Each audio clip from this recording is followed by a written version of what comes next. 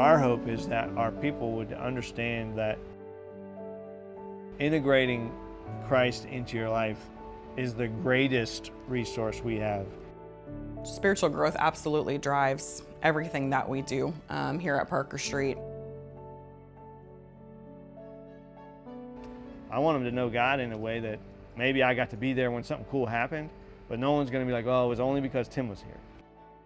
I actually just gave myself fully to God and got baptized as well, just because I knew how real God's love was, and God is a very merciful God, and He is very forgiving.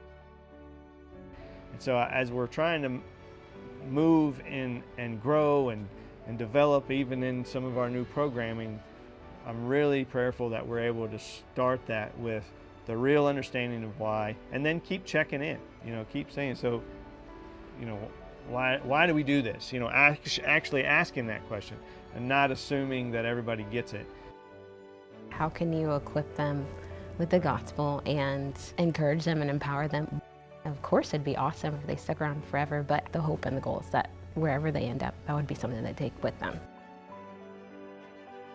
The process of what God really wants to work on is often something we don't even see. God gives us the ability to move into those spaces and grow those relationships and share His gospel.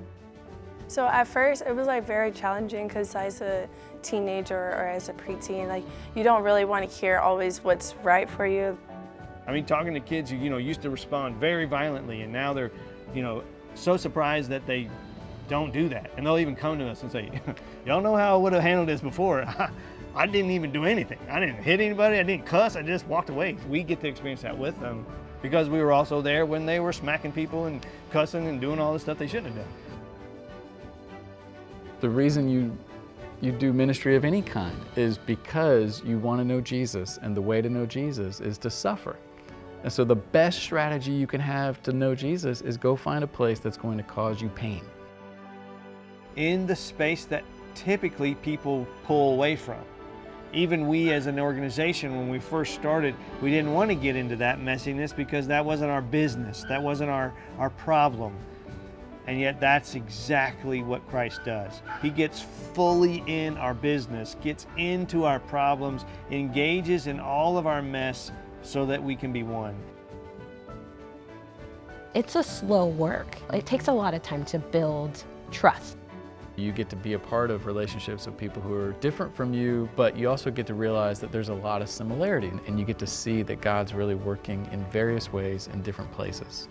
And the great thing is, it's not just us, it's Him and us and our neighbors all together walking through this incredible privilege of a journey of life. That's better to me than food, that's better to me than housing, that's better to us than anything that we could offer, because then they've got what they need. Truly identified as followers of Christ, rightly connected to their Savior, they can accomplish anything.